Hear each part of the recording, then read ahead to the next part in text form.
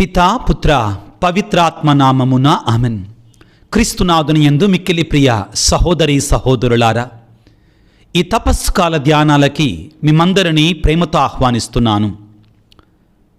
యాకోబు రాసిన లేఖ 1వ అధ్యాయము 14-15 వచనములు.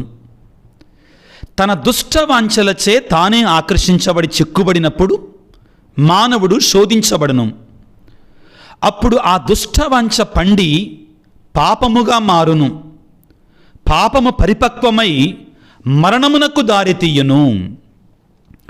క్రీస్తునాథుని యందు మిక్కిలి ప్రియులకు సహోదరి సహోదరులారా, దేవుని యొక్క వాక్యము మన హెచ్చరించేటువంటి విషయం ఏమిటి అంటే, పాపానికి అలవాటు పడమాకు, పాపానికి దాసుడవు కామాకు. ఒక్కసారి నువ్వు పాపము చేస్తే ఆ పాపానికి ఒక బానిసగా మారిపోతావు. నువ్వు ఆ పాపానికి బానిసగా మారిపోయిన తరువాత ఆ పాపం నీ చావును కొని తెచ్చుతుంది, నీ మరణానికి దారి తీస్తుంది. ఇది నిజం ప్రియులకు దేవుని బిడ్డలారా. దేవుని యొక్క వాక్యము అనర్థము కానేరదు, నెరవేర్చబడకుండా ఉండదు ప్రియులకు దేవుని బిడ్డలారా. నాకు తెలిసిన ఒక సంఘటన, నేను చూసినటువంటి ఒక సంఘటన, ఒక 15 సంవత్సరాల క్రితం నేను తెలిసినటువంటి సంఘటన మీ ముందుంచుతాను ప్రియులారా. ఒక వ్యక్తి వివాహం చేసుకున్నాడు, చక్కటి భార్య, 2 పిల్లలు, 2 కూడా 2 ఆడపిల్లలు. జీవితమంతా సాఫీగా జరుగుతుంది అనుకుంటున్న సమయంలో ఒక రోజున హఠాత్తుగా అతను మంచాన పడ్డాడు. ఏమైంది, ఎందుకు మంచాన పడ్డాడు అంటే, అతనికి నడుము వెన్నుపూస ఇరిగిపోయింది అన్నారు. సడన్గా వెన్నుపూస ఎందుకు ఇరిగింది అని చెబితే ఎవరు చెప్పలా ఏం జరిగిందో. చివరికి తెలియవచ్చింది ఏంటంటే, అఫీషియల్ సోర్సెస్ నిజంగా జరిగిన సంఘటన ఏంటంటే, ఆ వ్యక్తి ఒక పరస్త్రీతో ఉండకూడనటువంటి సంబంధాన్ని పెట్టుకున్నాడు, పాపపు జీవితాన్ని జీవిస్తున్నాడు. అయితే ఆ రోజున ఆ వ్యక్తి కూడా వివాహమైనటువంటి స్త్రీనే. ఇతనికి వివాహమైంది, చక్కటి భార్య ఉంది, 2 ఆడపిల్లలు ప్రియులకు దేవుని బిడ్డలారా. అతడు భర్త లేకుండా చూచి ఆ భార్యతో, పరాయి పురుషుని యొక్క భార్యతో పాపము చేస్తుండగా సడన్గా భర్త రావటం జరిగింది. ఏముంది, ఇంకా గోడ దూకి పారిపోవటానికి ప్రయత్నం చేస్తుంటే ఆ గోడను దూకినప్పుడు ఎదురుగా ఉన్న రాయి మీద ఎల్లికలుగా పడ్డాడు. పడి నడుమును ఇరిగిపోయాయి, మంచములో పడ్డాడు. ఆ తర్వాత నేను చూశానండి, నరకాన్ని అనుభవించాడండి భూమి మీద, దారుణమైన నరకాన్ని అనుభవించాడు పిల్లల భూమి మీద. చివరికి ఒక 2-3 సంవత్సరాలు అలాగానే ఉండి అటు ఇటు తిరగటం కూడా లేదండి. ఇంకా ఎన్ని మందులు వాడినా చివరికి ఆ మంచం మీదే చనిపోయాడు. ఆ భార్య ఆ పిల్లలని విడిచిపెట్టి. ప్రియులారా, పాపం మొదటలో రుచికరముగా ఉంటుంది, కనులకు ఇంపుగా ఉంటుంది. ఆదికాండం 3వ అధ్యాయం నేను చెప్పే మాటలు కాదండి. మొట్టమొదటిసారిగా ఏవమ్మని ఆదాముని సాతాడు శోధించినప్పుడు పాపము ఏ విధంగా ఉందట, పండు ఏ విధముగా ఉందట, ఒకసారి ధ్యానం చేసుకుందాం. ఆదికాండము 3వ అధ్యాయములో 6వ వచనములో స్త్రీకి ఆ చెట్టు పండు కనుల పండుగగా కనబడ్డది. పాపం అలాగా ఉంటుందండి.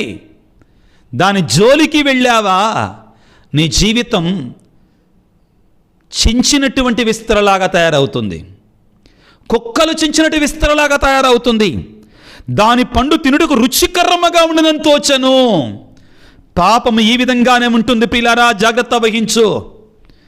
నీకు తెలిసినటువంటి స్నేహితులు, ఏం కాదురా, ఒక్కసారే కదరా, టేస్ట్ చేయరా అంటాడో, ఇంకా కొద్దిగా రెచ్చగొడతారు. నువ్వు మగోడి కాదా, నీకు శక్తి లేదా, రెచ్చగొడతారు. సాతానుడు ఇదే విధంగా ఉంటాడు. యేసు ప్రభు పిల్లలు మనం కొన్నాళ్ళ క్రితం ధ్యానం చేశాం. ఆ మత్తయి శుభవార్త 4వ అధ్యాయంలో ఏం జరుగుతుంది? నువ్వు దేవుని కుమారుడివి కాదా, రాళ్ళను రొట్టెలుగా మార్చుకో. నువ్వు దేవుని కుమారుడు అయితే శిఖరం నుండి దూకు. నువ్వు దేవుని కుమారుడు అయితే రెచ్చగొడుతుందండి పాపం మనల్ని, పాపములోనికి ప్రేరేపిస్తుంది, లాగివేస్తుంది. ప్రియులకు దేవుని బిడ్డలారా, లొంగిపోవద్దో, బానిసవు కావద్దో, దేవుని యొక్క శక్తి కొరకే ప్రార్థన చేయి. ప్రియులారా, ఒక్కసారి మనం పాపానికి బానిసలమైతే మన జీవితం దారుణంగా తయారవుతుందండి. చూడండి ప్రియులారా, వార్తాపత్రికల్లో జరిగేటువంటివన్నీ కూడా ఏంటివండి? ఎందుకు ఆత్మహత్యలు జరుగుతున్నాయి, ఎందుకు హత్యలు జరుగుతున్నాయండి? ధనం దగ్గర. అదేవిధంగా చెడు రిలేషన్షిప్స్ అండి, చెడు రిలేషన్షిప్స్. మన ఈ మధ్యలో మనందరం కూడా వార్తాపత్రికలు కాస్తంత పత్రికలు చదివేటువంటి, న్యూస్ చదివేటువంటి వాళ్ళకి ఇదంత విషయం తెలుసండి. అమెరికాలో బాగా ధనవంతుడు ఎప్స్టైన్ జఫ్రే బాగా ధనవంతుడు, డబ్బును బాగా సంపాదించాడు. ఆ తర్వాత పెద్ద పెద్ద నాయకులతో పరిచయాలు పెంచుకున్నాడు. ఆ తర్వాత ఏం చేశాడండి? భయంకరమైన చీకటి పాపములోనికి వెళ్ళిపోయాడు. అభంశుభం ఎరగినటువంటి పసిపిల్లలతోటి వ్యభిచార కోపంలోనికి లాక్కని వెళ్ళాడు.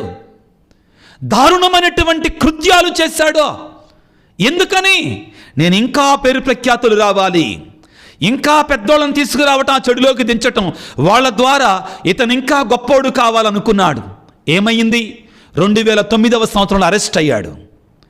ఏమిటి? ఒక మైనర్ బాలికని పాడు పని చేయటం ద్వారా జైల్లో మ్రగ్గుతూ. ప్రియులారా, 2018వ సంవత్సరంలో అవమానము, పరువు పోయింది, ఆస్తిపాస్తులు పోయాయి, జీవితం ఎందుకని ప్రియులారా ఆ యొక్క జైల్లోని చెరసాలలోని ఉరి వేసుకొని కుక్క చావు చచ్చాడు. పాపం ఏ విధంగా ఎంతటి వాడినైనా విడిచిపెట్టదండి. పాపం ప్రియులారా, మనం అనుకుంటాం మొదట్లో సగం దాకా వచ్చాక నాకేం కావట్లేదు అనుకుంటాం, చివరికి పాపం పండుద్దండి. పాపం ఏమవుతుంది? పండుతుంది. వాక్యాన్ని చదువుకున్న పిల్లారా, అప్పుడు యాకోబు పత్రిక 1వ అధ్యాయం 15వ వచనం జాగ్రత్తగా ఆలకించునండి. బైబిల్లో చెప్పిన మాటలండి అక్షర సత్యాలు. అప్పుడు ఆ దుష్టవాంఛ పండి పాపము జనిస్తుంది. ఆ పాపం పరిపక్వమై మరణాన్ని కొని తెచ్చుతుంది. నీవు ప్రియ దేవుని బిడ్డ ఆ పాపము నుండి బయటపడకపోతే, ఆ పాపాన్ని విడవకపోతే, ఆ పాపము నాకు వద్దనని చెడుకు దూరంగా ఉండకపోతే, మొదట్లో ఒక వ్యక్తి, నాకు తెలిసినటువంటి వ్యక్తి యొక్క ఉదాహరణ మీకు చెప్పాను కదా, సంఘటన మీకు చెప్పాను కదా. భార్య, 2 ఆడపిల్లలు. ప్రియులకు దేవుని ఏమైపోవాలండి వాళ్ళు? ఇతని జీవితం ఏమైంది? నిజం చెప్తున్నానండి, తాను మరణించటానికి ముందుగా ఆ బ్యాక్ బోన్ విరిగిన తర్వాత, స్పైనల్ కార్డ్ విరిగిన తర్వాత, ఆ స్పైన్ విరిగిపోయిన తర్వాత మంచములో నరకమండి. అన్ని మంచములోనే ఒళ్ళంతా పుండ్లు పడిపోయిందండి. ప్రియ దేవుని బిడ్డ, ఈరోజు దేవుడు నీతో సూటిగా మాట్లాడుతున్నాడు. ఒకవేళ నువ్వు పాపములో ఉంటున్నట్లయితే దేవుడు నిన్ను ప్రేమతో ఆహ్వానిస్తున్నాడు, గద్దించి ఆహ్వానిస్తున్నాడు, హెచ్చరించి ఆహ్వానిస్తున్నాడు. బిడ్డా, నేడైనా ఈనాడైనా నీ పాపాన్ని విడో. వద్దు నీకదే, నీకు ఇవాళ కాకపోయినా రేపైనా అది కీడు చేస్తుంది. ప్రియులారా, ఈ సందర్భంగా దావీదు జీవితాన్ని మేము ముందుంచుతానండి. ఎవరు అక్కర్లా, మహా గొప్ప రాజు. ఈ రోజు కూడా నువ్వు ఇజ్రాయెల్ దేశానికి వెళ్ళి మిమ్మల్ని పాలించిన రాజులందరిలో గొప్పవాడేవాడంటే ఇమ్మీడియట్గా దావీదు అంటారండి. కానీ ఏమైంది? ఒక గొల్లవాడిని, గొర్రెలు కాసుకునేటువంటి వాడిని దేవుడు దీవించి ఇశ్రాయేలు దేశానికి 2 రాజ్యాలు ఒకటిగా ఉన్నప్పుడు, ఇశ్రాయేలు యూదా ఒకటిగా ఉన్నప్పుడు రాజుగా అప్రతిహతంగా పరిపాలించాడు. కానీ ఒక్కసారి పాపం చేశాడు. ఒక్కసారి బెత్షెబాతో పాపం చేశాడు, ఉరియా భార్యతో పాపం చేశాడు. ఒక్కసారి పాపం చేసిన తర్వాత దావీదు జీవితాన్ని చూడండి, నరకాన్ని అనుభవించాడండి దావీదు. ప్రియులారా, తన సొంత కూతురు ప్రియులారా తామారు, తన అన్న వరసైనట్టు అమ్నోను చెరిచాడు. కళ్ళెదురుగా ఒక తండ్రి తన కూతురుని పాడు చేయటం చూడటం కంటే దారుణమైన నరకం మరొకటి ఉండదు. ఆ తర్వాత ఏమైంది? దావీదు యొక్క జీవితం ప్రియులారా, అబ్షాలోము అమ్నోనుని కత్తితోటి పడి చంపాడండి. అమ్నోను చనిపోయిన తర్వాత అబ్షాలోము ప్రియుల చెట్టుకు వేలాడి చచ్చిపోయాడండి. అంతా చిందర వందర. బిడ్డలారా, మోసపోమాకండి, నమ్మకండి లోకాన్ని. చాలా దారుణమండిది. పాపం విడిచిపెట్టదో, పాపం పండుతుంది. నువ్వు అనుకో మాకు ఏం కాదు, అనుకో మాకు ఏం కాటలేదు అనుకో మాకు. ఆ సమయం వచ్చినప్పుడు బిడ్డ నిన్నెవడ కూడా కాపాడలేడు. అప్పుడు చేతులు కాలిన తర్వాత ఆకులు పట్టుకుంటే ప్రయోజనం శూన్యం. జాగ్రత్త పడో. ఈ దేవుని యొక్క వాక్యాలు ప్రియులారా మనం బాగు చేసే హెచ్చరికలే.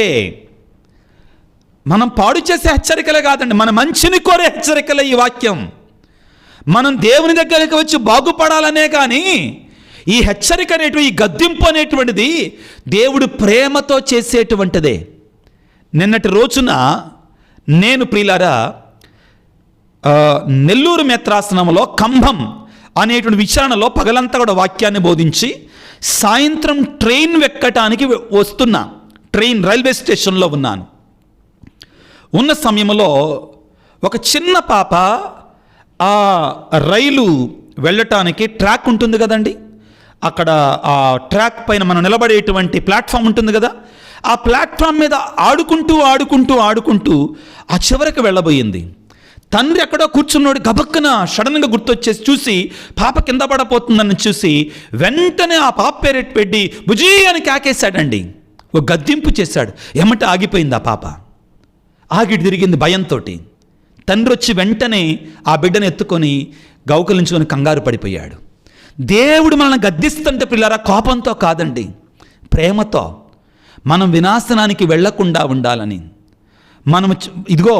మనం పాడైపోకుండా ఉండాలని, సాతాను వశము కాకుండా ఉండాలని. ఏమంటున్నాడు బిడ్డలారా? నీ పాపము పండి మరణానికి దారి తీస్తుంది, కాబట్టి పాపము జోలికి వెళ్ళమాకు. దేవుడు కొన్నిసార్లు మనల్ని కరుణతో చూస్తాడు. ఈ మాట గుర్తుపెట్టుకోండి బిడ్డలారా, అది దేవుని యొక్క చేతగానితనంగా తీసుకోమాకు. దేవుని చేతగానితనంగా నువ్వు ఆలోచించమాకు. దేవుని కృపని నువ్వు అలుసుగా తీసుకుంటే అయ్యో మనకని అర్థము.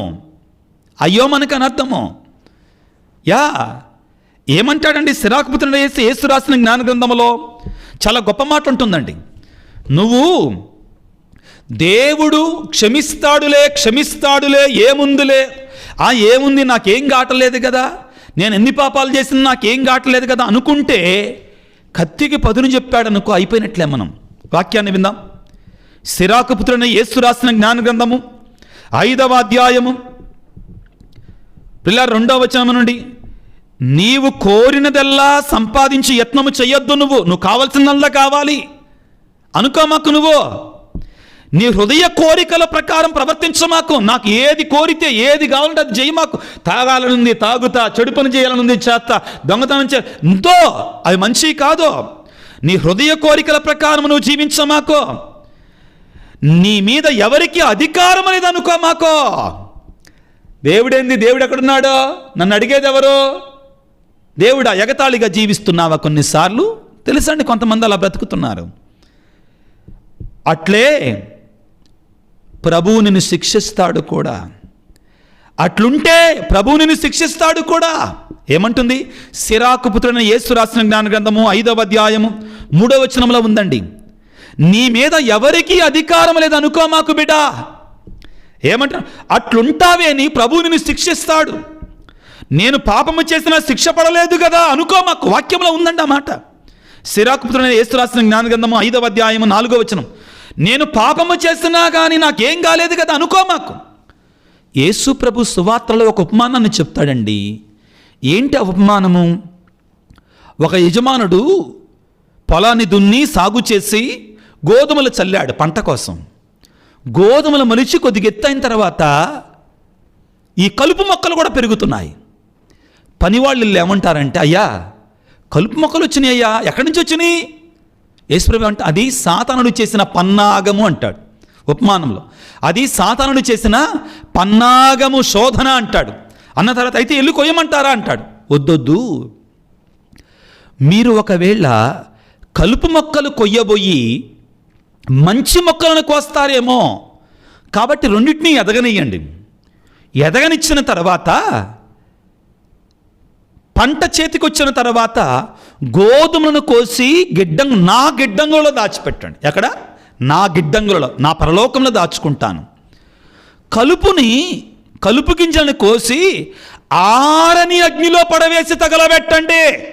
ఎక్కడ పడేయాలంటండి? ఆరని అగ్నిలో పడవేసి తగలబెట్టండి. ప్రియ దేవుని బిడ్డ, ఈ ఉపమానం చాలా ముఖ్యమైనటువంటిది. దేవుడు నన్ను శిక్షించట్లేదుగా. ఎందుకు శిక్షించట్లా? పాపం పండాలి, సమయం దగ్గర పడాలి, నువ్వు మారడానికి దేవుడు అవకాశాన్ని ఇస్తున్నాడు. మరణానికి దేవుడు అవకాశాన్ని ఇస్తున్నాడు. అలాగని పాపాన్ని విడవకపోతే, భయపడకపోతే, విడిచిపెట్టకపోతే, దేవుని సంతకు రాకపోతే సమయం ఆసన్నమైంది. అప్పుడు కాకుండా మాకు ఉన్న తర్వాత ఉపయోగం లేదు. నాకు తెలిసినటువంటి వారు ఎంతమంది ఉన్నారండి అంటే, నాకు జుట్టు లేదులే అంటే ఎక్కువ మంది ఉన్నట్టు అనమాట, ఏమనుకోమాకండి. ఇంతమంది ఉన్నారండి, వందల మంది ఉన్నారండి. విచారణలో పనిచేసినప్పుడు తాగుడికి అలవాటు పడి బండి తీసుకొని ఏమి వెహికల్ లేకుండా డివైడర్ గుద్ది అక్కడే చచ్చిపోయిన కుర్రవాడు నాకు తెలుసండి. నాకు తెలుసు. ఇప్పటికి నాకు తెలుసండి, తాగుడికి బానిస అయిపోయి లివరు కిడ్నీలు పాడైపోయి ఏడుస్తున్న కుర్రవాళ్ళు నాకు తెలుసు. వయసులో ఉన్నవాళ్ళు కాదు, కుర్రవాళ్ళు నాకు తెలుసండి. వ్యక్తిగతంగా నాకు పరిచయం ఉన్నవాళ్ళు తెలుసండి. జీవితాన్ని నాశనం చేసుకున్నటువంటి వాళ్ళు. ఇంకా కొంతమంది అండి నా దగ్గర కొన్నాళ్ళ క్రితం పెయింట్లు వేయటానికి వచ్చారు. వాళ్ళల్లో ఒక వ్యక్తి చెమటలు పోతున్నాయి, బాగా చెమటలు పోతున్నాయి. కుర్రవాడు, చెమటలు కారిపోతున్నాయి. మామూలుగా అందరూ బాగానే ఉన్నారు. ఏంటి అన్నాను. వద్దులే స్వామి, వాడి గురించి మీకెందుకు, నాకు చెప్పలేకపోతున్నారు. ఏమైంది, ఏంటబ్బా, ఎందుకు పాపం అనారోగ్యం అంట. వాడికి అది లేకపోతే అంతే స్వామి అన్నారు. ఏదంట? డ్రగ్స్. యువకులారా, ప్రేమతో చెప్తున్నాను, మీ మంచి కొరకే చెప్తున్నాను దేవుని యొక్క వాక్యాన్ని. ఒక్కసారి బానిస అయిపోతేనంటండి దానికి, అది లేకపోతే చచ్చిపోతాడంటండి, ఏమైనా చేస్తాడంటండి. ఎటువంటి పాడు పని, ఎంత భయంకరమైన పని అయినా చేస్తా. తల్లిదండ్రులను చంపుతున్నారంటండి. నాశనం చేసుకోమాకండి, ఏం కాదులు అనుకోమాకు. సాతానుడంటండి వలపన్ని లోపలికి రాణిస్తాడు ముందుగా. ఒక్కసారి లోపలికి వెళ్ళిన తర్వాత నీ జీవితం బహు భయంకరంగా మారిపోద్ది. నువ్వు బయటికి రావాలన్నా రాలేవు. ఇంకా ఈ మత్తు, ఈ వ్యసనాలు ఇంతేనండి. మరణమే శరణం, మరణానికి వెళ్ళిపోతావు. వద్దు బిడ్డ, వద్దు. దేవుని యొక్క వాక్యాన్ని నీకు దేవుడిచ్చే ప్రేమతో కూడినట్టు హెచ్చరికగా స్వీకరించు. నేను పాపము చేసినా శిక్ష పడలేదుగా అనుకోమాకో. సిరాకుపుత్రుడైన యేసు రాసిన జ్ఞాన గ్రంథం 5వ అధ్యాయం 4వ వచనం, పిల్లరా, ప్రభువు దీర్ఘకాలం సహించి ఊరుకోడు. No, he will not have patience everlastingly. There will come a time where he will have his anger, he will show his anger, then you will have to reap for your sins, you will have to pay for your sins, then there is no mercy anymore. దేవుడు సొదొమ గొమొర్రా పట్టణాల మీద కనికరాన్ని చూపించాడు. ఎదురు చూశాడు. ఇక అయిపోయింది, వీళ్ళు మాట వింటలేదు. వారి దౌష్ట్యము ప్రియులారా దేవుని సన్నిధికి చేరినప్పుడు ఇక దేవుడు ప్రియులారా అగ్నికి పని చెప్పాడు. వద్దండి, శ్రమల కాలముల ప్రియులారా, దేవుడు మహాకృప కలవాడు కనుక నేను ఎన్ని పాపాలు చేసినా క్షమిస్తాడులే. ఆధునిక ప్రపంచంలో ప్రియులారా ఒక భయంకరమైనటువంటి వాదన బయలుదేరింది. ఏంటంటే దేవుడు కరుణామయుడిగా, దయామయుడిగా క్షమిస్తాడులే, యేసయ్య క్షమిస్తాడులే. No, don't do that. దేవుని యొక్క క్షమతోటి ఆడుకోమాకు. సిరాకుపుత్రుడైన యేసు రాసిన జ్ఞాన గ్రంథం 5వ అధ్యాయం 6వ వచనంలో, ప్రభువు మహాకృప కలవాడు కనుక నేను ఎన్ని పాపాలు చేసినా క్షమించునని తలంచమాకు. అతడు కృపను కోపమును ప్రదర్శించును, పాపులను కఠినముగా దండిస్తాడు. ప్రియ దేవుని బిడ్డ, నీ పాపము నీకును నీ కుటుంబానికి నీ శాపముగా మారకముందే, నీ జీవితాన్ని నాశనము చెయ్యకముందే, నీ బ్రతుకుని ప్రియులారా ఇదిగో ఆ నరకములోనికి వెళ్ళకముందే మారు మనసు చెందిరా. ప్రభు ఏమన్నాడు? మత్తయి శుభవార్త 11వ అధ్యాయము 28వ వచనములో, భారం వచ్చాయి. ఏ భారం? పాపమనే భారం వచ్చాయి. భారం వచ్చి అలసి ఉన్న సమస్త జనులారా నా ఎద్దుకు రండి, నేను మీకు విశ్రాంతినిస్తాను. బిడ్డా, ఆయన చెంతకు వెళ్ళి నీ పాపాన్ని ఒప్పుకోగలిగితే ఆయన నీకు విశ్రాంతినివ్వడానికి సిద్ధంగా ఉన్నాడు. ప్రియ దేవుని బిడ్డ, ఆ పాపాన్ని విడిచిపెట్టు, ఆ చెడుని విడిచిపెట్టు. ఆ పాపము నుండి, పాము నుండి వలె పారిపో. ఇదిగో సిరాకుపుత్రుడైన యేసు రాసిన జ్ఞాన గ్రంథం 21వ అధ్యాయం 1-2 వచనాలలో ఏమంటాడంటే, పాపము నుండి, పాము నుండి వలె పారిపో. అప్పుడు నువ్వు రక్షించబడతావు. నేను వదిలిపెట్టలేకపోతున్నా, ఒక గట్టి నిర్ణయం తీసుకో అంతే. దెర్ ఇస్ నో వే, వేరే మార్గం లేదు. విడిచిపెట్టలేక సాకు చెప్పు మాకో. విజయమో వేరే స్వర్గమో, ఆ పాపాన్ని విడవటమే. నా స్నేహితులు బాధపడతారండి, నా స్నేహితులు నా దగ్గర నుంచి వెళ్ళిపోతారేమో. అట్లాంటి స్నేహితులు అవసరం లేదురా బాబు, అట్లాంటి స్నేహితురాళ్ళు అవసరం లేదు. దేవుడు నీకు స్నేహితుడిగా ఉంటాడు, దేవుడు నీకు ఫ్రెండ్గా ఉంటాడు. ఆయన దగ్గరికి వెళ్ళు, నేను దీవిస్తాడు, నిన్ను బాగు చేస్తాడు. ఒక్కసారి క్షమాపణ పొందు, ఒక్కసారి దేవుడికి అవకాశం ఇవ్వు. నీ జీవితాన్ని మార్చివేసే దేవుడు నీ కొరకై సిలువలో తన ప్రాణాన్ని త్యాగం చేశాడు. సిలువలో ఒకడు తన 2 చేతులు చాచి నిన్ను ఆహ్వానిస్తున్నాడు. తండ్రి, వీరేమి చేయుచున్నారు, వీరు ఎరుగరు, వీరిని క్షమించు అని వేడుకున్న ప్రభు నీ కొరకు కూడా వేడుకుంటున్నాడు. ఆయన దగ్గరికి వెళదాం బిడ్డలారా. మరణము పాలు కావద్దు, పాపపు మరణం పాలు కావద్దు. దేవుని కృపను పొందుకుందాం, జీవించటానికి ప్రయత్నం చేద్దాం. దేవుడు అనంత కృపామయుడు, దయగలిగినటువంటి వాడు, కృపాసాగరుడు. తలలు వంచి ప్రార్థన చేసుకుందాం.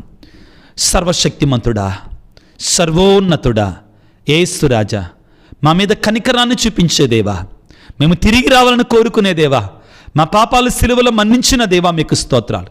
నీ పరిశుద్ధ రక్తముతో కడిగివేసే దేవా మీకు స్తోత్రాలు. ప్రభువా, మా జీవితంలో చేసిన ప్రతి పాపాన్ని నీ సిలువ రక్తంతో కడిగివేయండి. మా జీవితంలో చేసిన ప్రతి పాపాన్ని ప్రభువా నీ సిలువ నీడలో తుడిచివేయండి. ప్రభువా, మాకు శక్తినివ్వండి తండ్రి, మాకు ధైర్యాన్ని ఇవ్వండి ప్రభువా. అదేవిధంగా నీ ఆత్మీయ అభిషేకాన్ని ఇవ్వండి. పాపాన్ని విడిచి పరిశుద్ధత వైపు ప్రయాణం చేయులాగున మమ్మందరిని దీవించండి ప్రభువా. మా శక్తి మాకు చాలదయ్యా, మా బలం మాకు చాలదయ్యా. కొన్నిసార్లు మేము కూడా మంచిగా ఉండాలనుకుంటున్నాం, కానీ సాతాడు మమ్మల్ని లొంగ తీసుకుంటున్నాడయ్యా. ఆ పాపం నుండి బయటపడలేకపోతున్నామయ్యా. నువ్వు లేకపోతే మేము ఎలాగా ప్రభువా? ఇదిగో నువ్వు వాక్యంలో పలుకుతున్నావు కదా, యోహాను సువార్త 15వ అధ్యాయంలో 5వ వచనంలో పలుకుతున్నావు కదా ప్రభువా, ఇదిగో ఎవడు నా యందు ఉండునో నేను ఎవరి యందు ఉండునో వాడు అధికముగా ఫలించును. ఏలయనగా నేను లేక మీరు ఏమీ చేయజాలరు. అవును ప్రభువా, నువ్వు లేకుండా మేమేం చేయలేమయ్యా. నీ శక్తి మాకు కావాలయ్యా, నీ యొక్క దీవెన మాకు కావాలయ్యా, నీ యొక్క బలం మాకు కావాలయ్యా. సాతాను మీద పోరాటంలో ప్రభువా నువ్వు మాకు తోడుగా ఉండయ్యా. శోధనలు, వ్యసనాలు, ఈ వ్యసనాల నుండి బయటపడటానికి నీకు శక్తి మాకు కావాలి, పరిశుద్ధాత్మ అభిషేకం మాకు కావాలి ప్రభువా. తండ్రి నాయన, ఎవరైతే మారాలనుకుంటున్నారో, నీ సన్నిధికి తిరిగి రావాలనుకుంటున్నారో వారందరిని దీవించండి ప్రభు, వారందరిని ఆశీర్వదించండి ప్రభువా. ఈ రోజున ప్రత్యేకంగా అనారోగ్యంతో బాధపడుతున్న ప్రతి బిడ్డని గాయపడిన హస్తాలతో తాకి స్వస్థపరచండి. కుటుంబాలలో శాంతిని, సమాధానం దయచేయండి. యవన ప్రాణంలో ఉండే బిడ్డలను దీవించండి ప్రభువా. శోధనలకు లొంగకుండా ప్రభువా, పాపములో పడకుండా వారిని కాపాడండి ప్రభువా. ఎవరైతే మారాలి అనుకుంటున్నారో, హృదయ పరివర్తన చెందాలనుకుంటున్నారో, నీ సన్నిధికి తిరిగి రావాలనుకుంటున్నారో అట్టి బిడ్డలకు నీ యొక్క ఆత్మీయ అభిషేకాన్ని దయచేసే ధైర్యాన్ని ప్రసాదించండి ప్రభువా. ఇదిగో ప్రభు, ప్రత్యేకంగా ఎవరైతే బిడ్డలు వివిధ తలంపులతో, ఉద్దేశాలతో పరీక్షల కొరకై, ఇంటర్మీడియట్, 10th, అదేవిధంగా డిగ్రీ, వివిధ ప్రవేశ పరీక్షల కొరకై పరీక్షలు రాస్తున్నారు, ఆ బిడ్డలందరికీ చక్కని జ్ఞానాన్ని, తెలివిని, జ్ఞాపక శక్తిని దయచేయండి, మంచి ఆరోగ్యం దయచేయండి ఈ రోజుల్లో. అదేవిధంగా ప్రత్యేకంగా ప్రభువా, ఉద్యోగాల కొరకై వివిధ పరీక్షలు రాస్తున్న బిడ్డలను దీవించండి నాయన. ప్రత్యేకంగా ప్రభువా, ఈనాడు ప్రభువా, ఇదిగో ఈ యూట్యూబ్ క్రింద ఎవరైతే, ఈ వీడియో క్రింద ఎవరైతే మెసేజ్లు ఉంచుతున్నారు, వ్యక్తిగతంగా అడిగి ప్రార్థన చేయమంటున్నారు, వారందరిని దీవించమని, గర్భఫలము కొరకే ప్రార్థించిన బిడ్డలను జ్ఞాపకం చేసుకోమని మనాదురైన క్రీస్తు ద్వారా వేడుకొనుచున్నాము తండ్రి, ఆమెన్. ప్రభువు మీతో ఉందురుగాక, మీ ఆత్మతో ఉందురుగాక. సర్వశక్తి గల సర్వేశ్వరుడు, పిత, పుత్ర, పవిత్రాత్మ మిమ్ము మీ కుటుంబాలను చల్లగా దీవించి ఆశీర్వదించి కాపాడుదురుగాక. God bless you. దేవుడి మిమ్ము దీవించుగాక. ఆమెన్.